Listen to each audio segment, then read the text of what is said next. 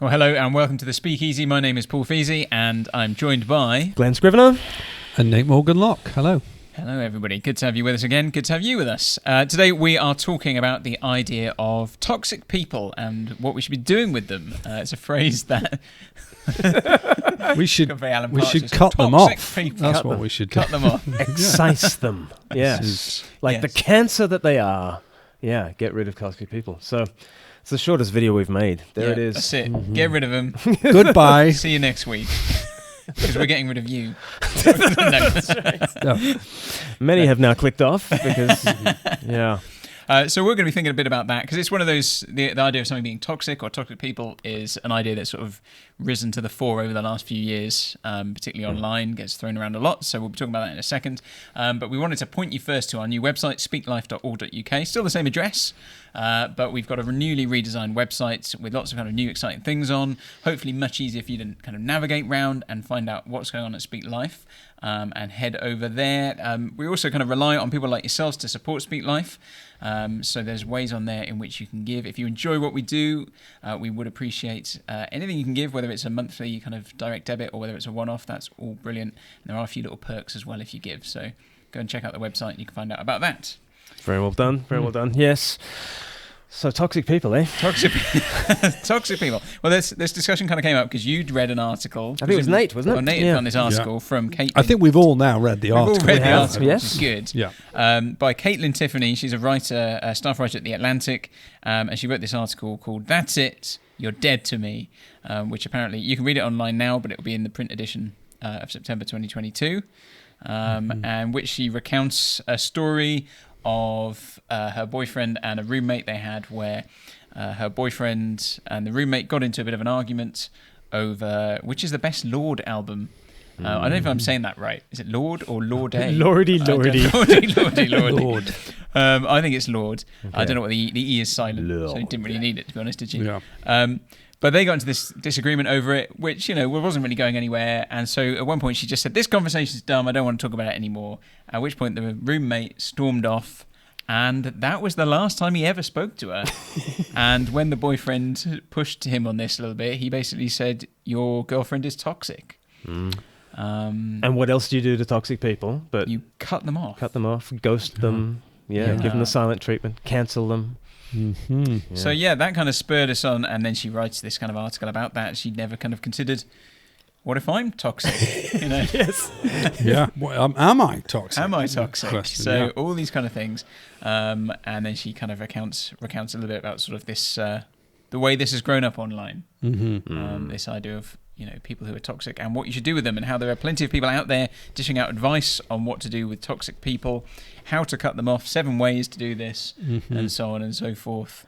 Yeah. And none of them are how to redeem that person or help that person. Well, they're irredeemable, Glenn. If you're toxic, that's it. Yeah. There's no way back. There's no part of you that is not detrimental to this system. No. Yeah. Mm-hmm. Yeah. So when did you guys come across the idea of something being toxic?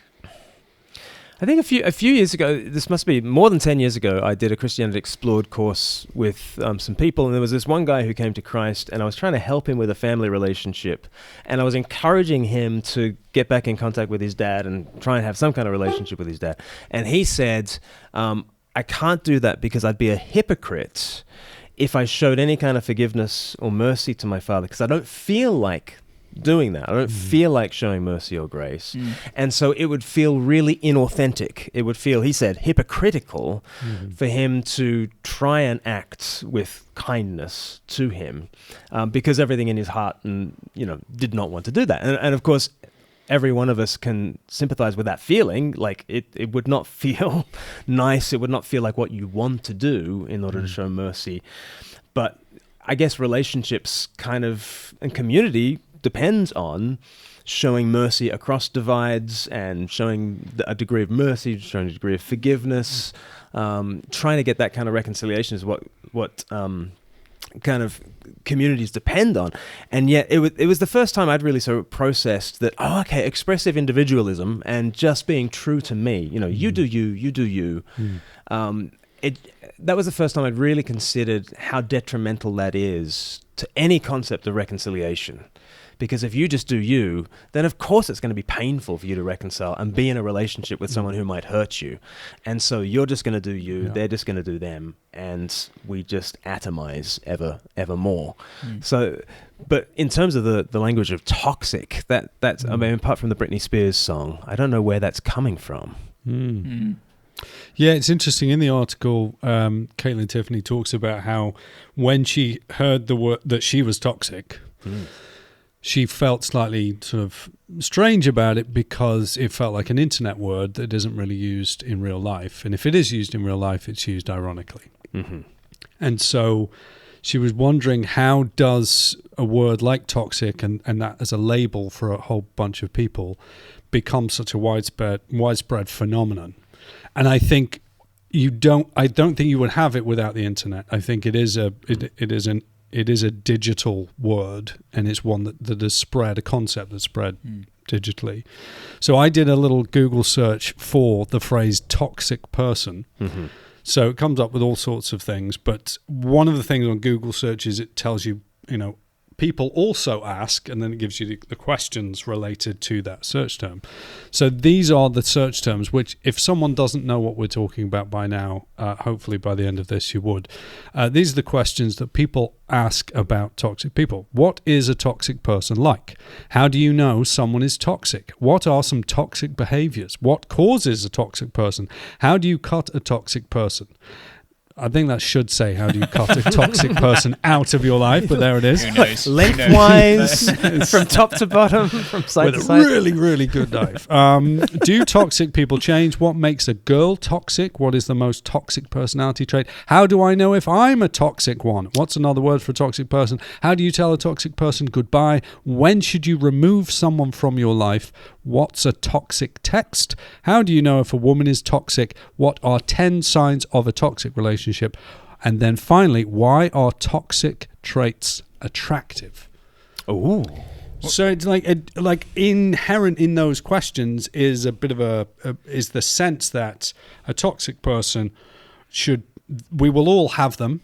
They will be around us, and these are commonly searched terms. So we should expect to find toxic people, and then we should expect to have to cut them out of our lives. And that final one, what makes a toxic person attractive? You're sort of thinking, oh my goodness, that's really falling down the rabbit hole on that one. Yeah. But essentially, I think it's a concept that's come to the fore as a result of some of the social media self-help, self-care, relationship advice kind of world, which, because it's social media, it's a very low bar for entry. You don't have to have any kind of qualification to share relationship advice online.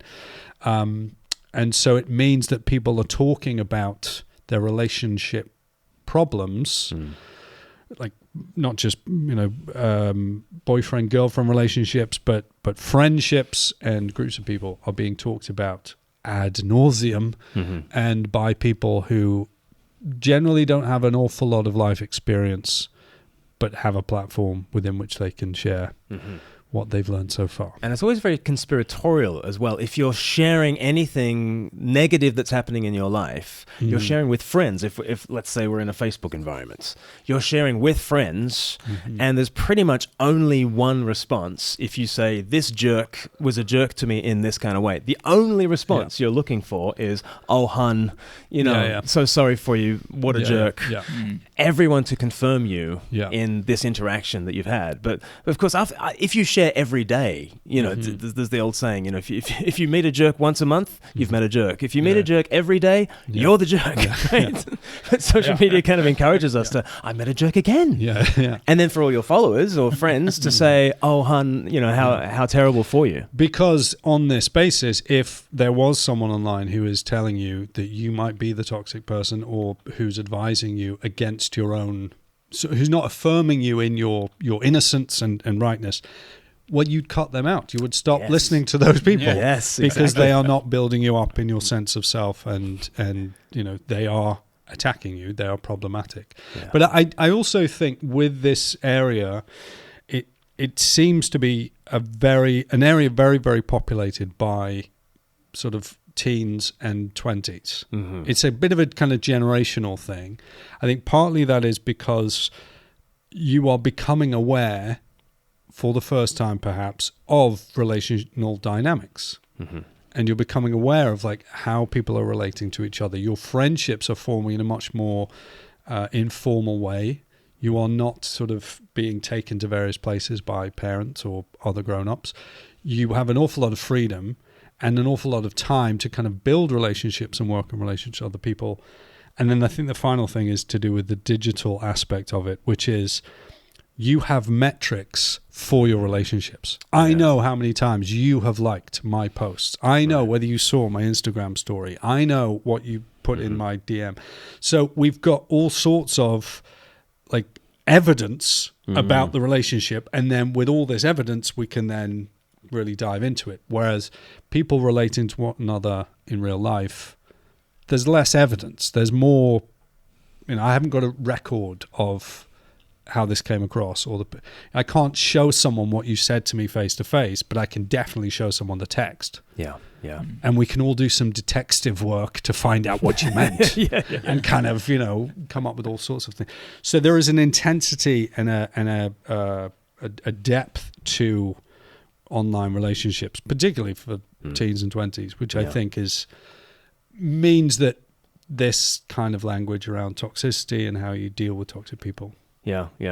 And I mean, obviously in an online environment, I'm coming into whatever I'm saying in order for you to like me, like in the most nakedly self-promoting sense. I genuinely want you to like my contribution. Whereas like don't forget to like and subscribe to this channel. But yeah, so it's needy, isn't it? And so we're coming and, we've gamified relationships in this way, and therefore incentivized the neediness of stepping into a room, not in terms of what I can offer, but can I get the likes? So well, that's what we got in that story from Kaitlyn Tiffany, because when this roommate had said to her boyfriend, "Your girlfriend's toxic," she said, she literally wrote this. This accusation was upsetting because I crave approval at all times from everyone around me, which is just an incredible sentence for anyone to write. I mean, I can understand it being true, but to just so blatantly come out and say that, is just kind of like... Was she putting tongue somewhat in her cheek, or at least being more confessional about that, perhaps? Yeah, perhaps so. But I think it I don't know. It strikes me as kind of very much a... It's part of that. That strikes me as the TikTok generation, the Instagram generation. It is all about approval at all times. And why do we keep posting? Why do we keep posting this or posting that? Because we want people to like it. What's the worst thing someone can do on your post? It's not even say it's bad. It's just to not ignore it. Just to ignore it entirely. Is this thing on? I put a joke and no one even liked it. That seeking of approval, I think, is right at the heart of this whole area of what is toxic. I think because in those questions that you read out, Nate, only once was there a question like, am I the toxic one? Like it's always like the problem is always externalized. And so you never consider, am I the toxic one? Are we the baddies? You never consider if someone is making a problem for the community there. Again, the problem is that person, and it's not like, how do I heal that person? How do I help that person? How do I help that person see what they've done? Are there steps towards redemption and reconciliation? It's not really about that. It's just, my role is to feel affirmed and to have self-care. And to the degree that you bring discomfort into my life, well, that's not what you're there for. You're there to make me feel, loved and approved of. And so, I think it comes from a real insecurity, doesn't it? Yeah, a real thin-skinnedness, which I picked up that skin language from Alistair Roberts, who talks about toxic is really like talking about kind of biological systems. A toxin comes in from the outside and is bad for your health. And so you need to have a skin, you need to have a membrane that's sort of thick enough to be able to resist the toxins that are coming from the outside, but, not so thick that I don't care about you and I completely retreat into this shell of myself. But thin-skinnedness is almost like a virtue these days. Like because if we're in a world of competitive victimhood in which I want to claim the victim card, then there's a cachet to me saying, but I was hurt. But I was offended. Yeah. And so thin skin goes from being like a negative to being almost a virtue. And therefore, if I'm going into the difficult, thorny world of relationships in a thin-skinned way, then I'm going to get hurt and you're going to get hurt. And we're just going to cut each other off. And again, where's the community going to go? So when we talking about it so far, everything about it has been quite a negative thing, but we do have categories in what we talk about generally, like even biblically, for there are right times to cut people off, whether it's, dust, shake the dust off your sandals, or put people outside of the church and hand over to Satan, all those kind of things. So there must be times when in some way doing this is a right thing. Yeah.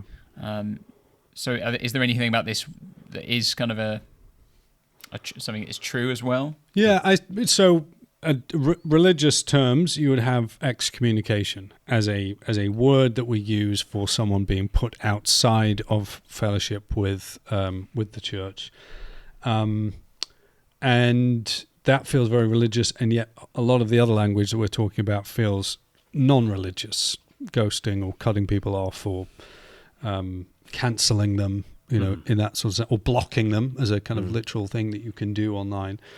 And so the question is, what is the dynamic or the principles that we're being taught in Scripture about who we relate to and how we relate to them?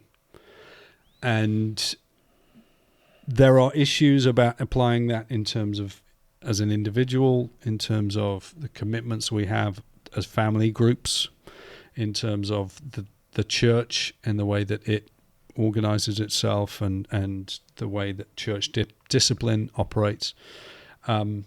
Whereas I think that largely the online stuff is focused only on that individual, atomized, how are you relating to these other people in your life?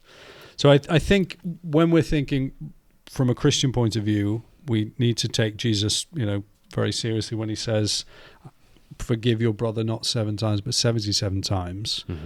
And just that sense that as an individual you are offering forgiveness, and that forgiveness it has been extended to you. The parable of the unmerciful servant who is forgiven his great debts by the king when he pleads for those debts to be cancelled, and then goes and demands a much smaller debt, though not insignificant, that someone else owes him. And that for the Christian, forgiveness flows downhill. We are those who are forgiven, and then that is something that's extended out. Now, if you're not a Christian, your starting point is, well, forgiveness must be important. How do I act in a forgiving way towards other people? It's actually very difficult to generate that level of grace on a personal basis. Yeah.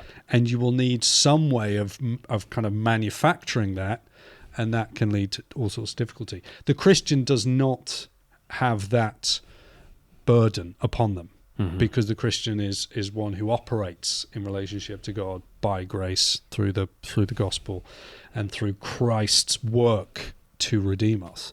And so on a relational level, individual basis, that's something you extend out to others. Whereas I think we can think about how it relates to churches or to larger community groups. I was reflecting today that over the summer, on certain days this summer, I have spent like an hour talking to one person saying, I think you need to get a bit of distance from these family relationships that are not doing you much good. And on the very same day, spending a good length of time, hour plus, talking to a different person saying, I think you need to engage with this family issue a little bit more than you're doing, and you're detaching in ways. And so we all know that at points it can be very unhealthy for people to relate in a certain kind of a way to a certain kind of a person.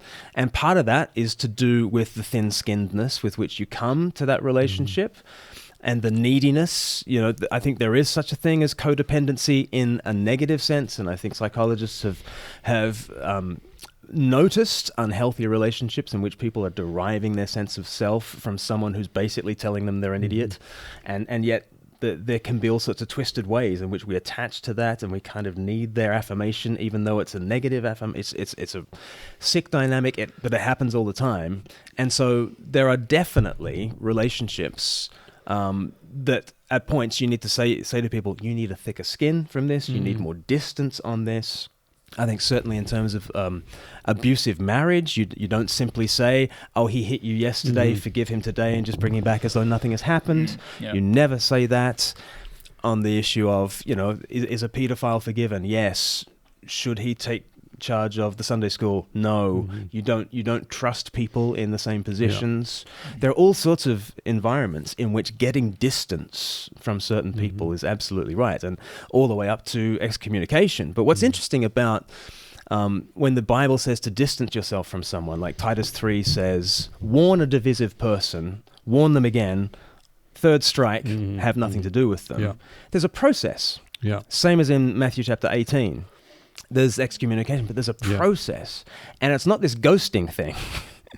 Because, and even with the harshest language the New Testament uses, 1 Corinthians 5, about handing somebody over to Satan in the excommunication process, that is for their good, that they might be brought up short and see themselves for who they are and actually be brought to reconciliation again. So there's a process which honors the other person, and there's a goal which is actually, in the end, community once more through repentance and faith. And what the problem with the toxic kind of language is, it totally depersonalizes this person who's causing the trouble. And this person has caused a massive disruption to the community, but all you can see is your discomfort in dealing with them. And so you kind of, if you just ghost that person, you're sacrificing the community for the sake of your discomfort. I think the New Testament says to do the very opposite, which is actually confront the person by the grace of Jesus, which will be an uncomfortable thing to do, but you sacrifice your own comfort for the sake of the community, which is a very, very different thing to do. And I want to come back to the word healthy, because obviously that's related with toxic, and obviously people want to be in healthy relationships, but what do we mean when we say healthy relationships? How do we know what that looks like? But I do think there's something about online interaction, which Kaitlyn Tiffany picks up on in her article, in which we have kind of throwaway people. We have people that we can swipe left and swipe right on, and we have people who we can like in moving our finger. And that level of relational investment is unhealthy. It is not a genuine act of relational kind of economics in a way. It's so efficient as a system that it could never produce healthy relationships purely on that level. It requires to go deeper and to have meaningful conversation and meaningful interaction.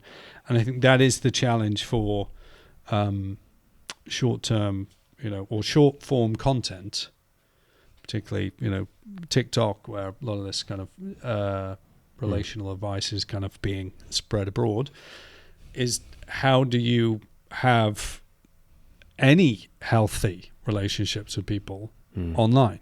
And for teens and 20s particularly, everyone else as well, but how do you encourage, and how do we within the church encourage people to have healthy relationships? I wonder about that, because like a year ago, there was an email that was sent in to Speak Life that was critical of a series of videos that I made, and this sort of person said, I've noticed that you cover issues to do with sexual abuse, and my pastor once had that, and he was constantly preaching about this, and it turns out that he was a sexual abuser in one way or another. And so he sort of finished, and he just said, I just wonder if you've got an unhealthy interest in this line of topics. And I kind of got this, and I was quite affronted by it, and I kind of sent the letter to you and a couple of other friends, just on like a WhatsApp group. And I think I did that probably in the Facebook sense of saying, oh, get a load of this guy. He's totally way off base, isn't he? And was expecting you guys to kind of come back and confirm that and say, yeah, he doesn't know what he's talking about. You're awesome, Glenn. Never change. Yeah. And one of our friends on this group, he was like, "Oh, what's true about what he said? Is there anything you need to do some self-examination about?" Which would be really difficult to do in an online space because if he does that level of pushback, all my other friends would say, "Oh, how dare you? How insensitive!" And yet, what does a true friend, not a Facebook friend, what does a true friend do? And actually, a true friend is not there for your affirmation and approval at all. Your friend is there to actually push back against you. And so, how do we reclaim real friendship, which is not just a self-congratulatory, pats on backs all around? Because Christian community, we love one another as sinners. We don't love one another because we're lovable. And we come together. Dietrich Bonhoeffer in Life Together, he's like, the thing that unites Christians is that we are sinners who are forgiven, and that's where the community comes. Which is just radical because it means that when you confront me with my wrongdoing, that's not a community ending thing. In fact, me doing wrongdoing is not community ending, and then you confronting me about my wrongdoing is not community ending.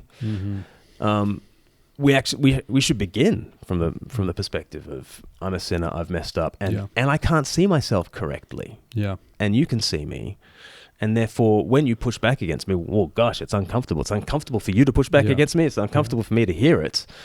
But our fellowship is grounded in the forgiveness of sins. Yeah, and it's probably worth just distinguishing. Again, as Kaitlyn Tiffany references a book called "Conflict Is Not Abuse" or something. Yes. Not read the book, don't know anything about it, but just that title, Conflict is Not Abuse, it's an interesting title. Is it conflict or abuse? And and we're in what we're clearly talking about at this particular point is that which is properly defined as conflict and interpersonal conflict. We're not talking about abuse in the sense that clearly there are all sorts of clearly defined terms for abuse, which needs its own unpacking, it needs its own approaches, it needs its own structures. We are mainly focusing on these interpersonal relationships which do not have strong and overwhelming power dynamics which are playing on, and however much those play into. Because if you are, then remove yourself from harm. If it's abuse, absolutely remove yourself from harm.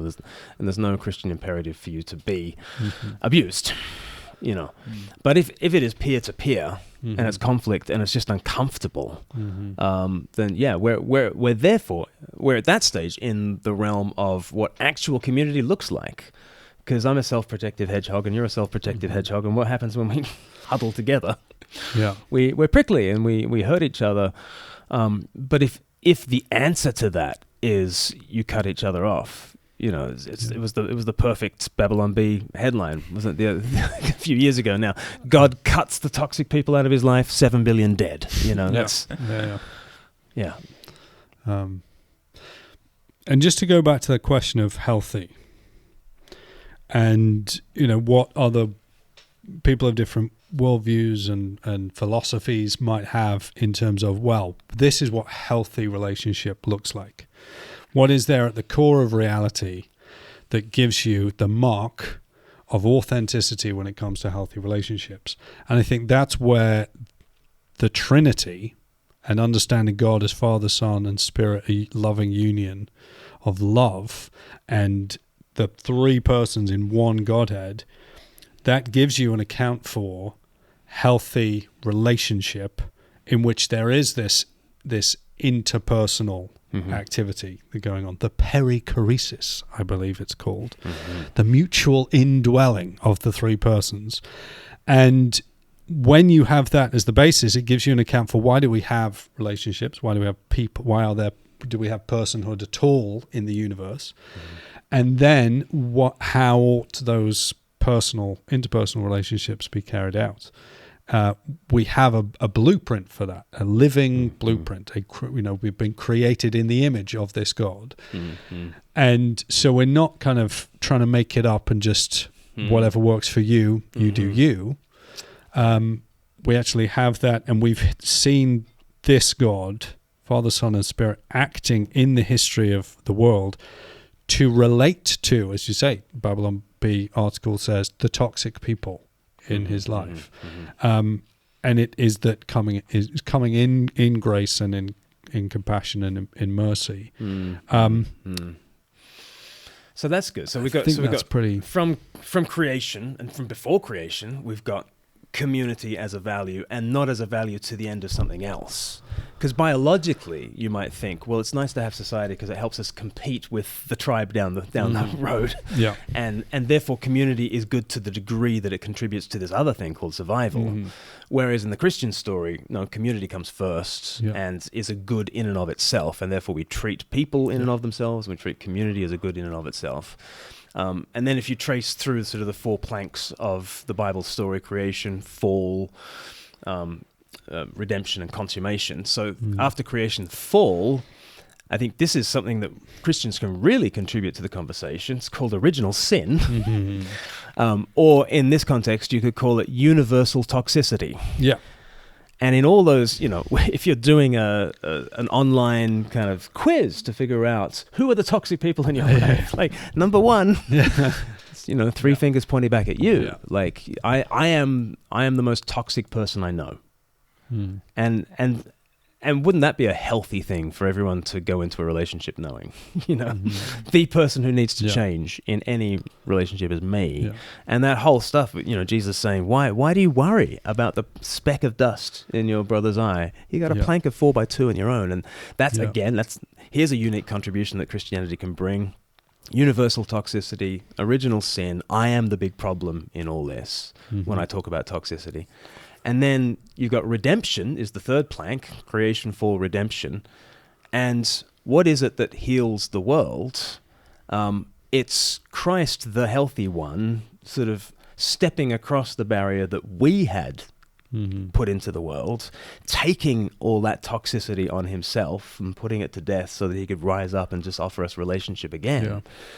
And, that is, what an incredible model for a start. Of how is relationship going to happen if someone has made a wrong move? Well, it's going to take someone else to love the sinner and hate the sin and move towards that person in redeeming love, but it's going to be costly. They're going to take some of that toxicity onto themselves, and they're going to... And so, cross is kind of unique. And then consummation, the fourth plank that Christians bring to this world is... we're going to be every tribe, nation, people, and tongue united across differences, and that's a gift to the world. It's not something that I have to achieve. Christian unity is a gift to be received, not a work that I have to. If I figure out all the methods of dealing with toxic people in my life, it's a gift, and it's happening, and I get to participate in it. So Christianity has all the resources to deal with this. It's brilliant. But one thing that comes up with there being toxic people, right, as the Google search shows, how do I identify these toxic people in the world? They're all around us. Every day we're surrounded by toxic people, right? Amen. What about... What's that? Amen. But if we're surrounded by toxic people, then, and everyone's toxic, is there, what can be done about this other than, going through clearly the 4 planks of the gospel in terms of understanding that is the world that we live in, whether we like it or not, and that we are the toxic people. But how do you be anti-toxic as a person, right? Because if we're saying community is a good in and of itself, we have it before the creation of the cosmos, and therefore that gives an account for why social media is such a in lots of ways brilliant thing. It's connecting people, and there's these ways that we can share our lives with each other, and however kind of flat that can become sometimes. It's a good thing for people to connect with each other. We're not supposed to be siloed off, that we all live just on our own. We're supposed to live in community. We're supposed to have these relationships.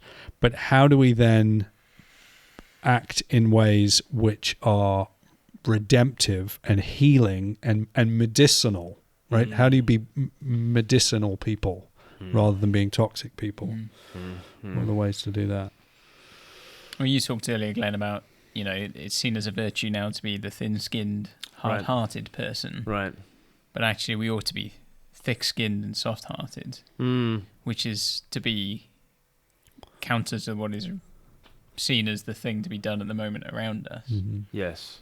So thick-skinned in that you have a robust sense of self. I don't need you to give me a like. Mm-hmm. I don't need you to stroke my back and tell me I'm beautiful. Mm-hmm. I'll stop doing that now. But I do need to have the big heart.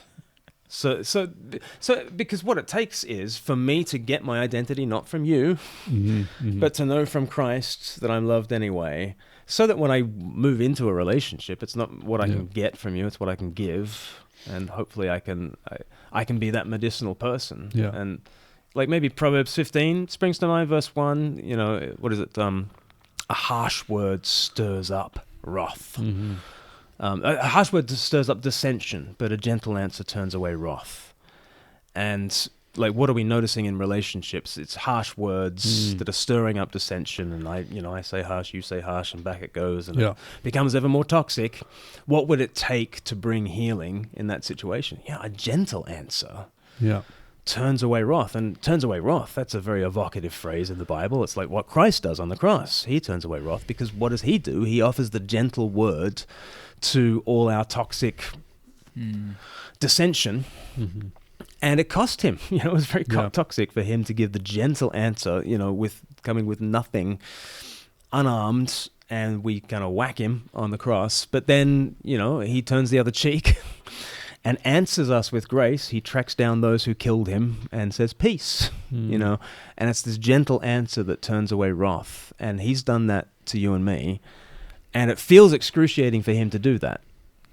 That's why you want to cut out toxic people, because to actually engage with someone who's stirred up dissension, it literally feels excruciating. It's like, it's cross-like. Yeah. So no wonder people don't want to go there. But I often say this in pastoral ministry, the conservative Christian says it's either the cross or it's hell, right? As a kind of an eschatological statement about the gospel. It's either the cross or it's hell. But that's just true in daily life, because if hell is just ever fragmenting kind of isolation from one another and from love, if that's what hell is, like the only alternative to cutting off from you because you made me feel bad, and cutting off from you because you made me feel bad, is actually to reconcile with you. But man, that's like turning away wrath. That's like doing what Jesus does on the cross, which is answering kindly to people who want to kill you. It feels utterly excruciating. Well, that's because it's either hell or the cross. And so what we're called to be medicinal people is drawing our strength from the Lord to offer that Christ-like love, and it will feel horrible. That's why no one wants to do it. Yeah. But the alternative is hell. Yeah. Because, God cuts the toxic people out of his life. 7 billion dead, right? It's literally it is so understandable to want to cut the toxic people out of your life. So understandable, and there are many opportunities and many right ways of actually getting proper, healthy distance from people in certain circumstances. But the alternative to wrath-bearing reconciliation is ever greater isolation. That's hell. You don't want that. Yeah. And I suppose, again, part of the challenge, I keep coming back to these teens and 20s, is that overlooking things, seeing things in proportion, being kind of magnanimous and being able to sort of not be so sort of concerned with the minutiae that often is blown out of proportion on this kind of stuff. To some degree, I do think that comes over time. There is a maturity, hopefully, that people gain about interpersonal relationships as they grow older, and partly just because you haven't seen these things before. you're unaware of them, and so they come at you like, oh my goodness, has anyone ever realized that some people can be a bit sort of two-faced? They said one thing to me, and then they said one thing behind my back. And that as a kind of, understanding of the way sin works out in the world, when that's a fresh discovery, that's a big fresh discovery to have, is to go, there can be people, and they were a snake. They sort of did this thing. And over time, you particularly if someone's in a Christian context in which they're having they're kind of marinating in the grace of the gospel, and the Spirit is conforming them into the image of Christ, that they're learning, okay, people do that. That's one of the things that happens, and we should expect to see it. And this is how we overcome it. And maybe there are people that are not good for us to hang out with. And so we've discovered that, it's better to focus on finding rich, kind of enlivening fellowship rather than to be in some relationships which feel like intense, inescapably competitive and devouring. Yes. And that kind of thing where you just, as people, as they grow older, I think you become more aware of the options around for coping with relational dysfunction, and therefore you're not as dependent on the kind of 2-button strategy, which is all the time or none of the time. Yes. These are the two things. Yes. You just... there is a maturity that comes over the years. That's not to say that there can't be mature teenagers and people in their 20s. Of course they can. But not a lot of those people are really sharing stuff online. on TikTok, maybe. Or maybe I'm not. And you can access that maturity instantly if you're in an intergenerational family of faith, let's call it the church. Yeah. In which, you find your identity not in the affirmation of others, but as a sinner loved by Christ. But also, really learning from the grey heads around you who've gone around the block a few times. So, church is a part of this too. Yeah. I think that's us, the grey heads around you who've gone around the block a few times. Crown of glory. Great. Well, thanks, guys. Some good stuff there. Lots of food for thought. Let us know what you think about this whole topic down below in the comments, or you can send us an email as well, info@speaklife.org.uk. And don't forget to go and check out the website, speaklife.org.uk, and see what's going on over there. But until next time, thanks for joining us, and we'll see you soon. Goodbye. Bye-bye. Bye-bye.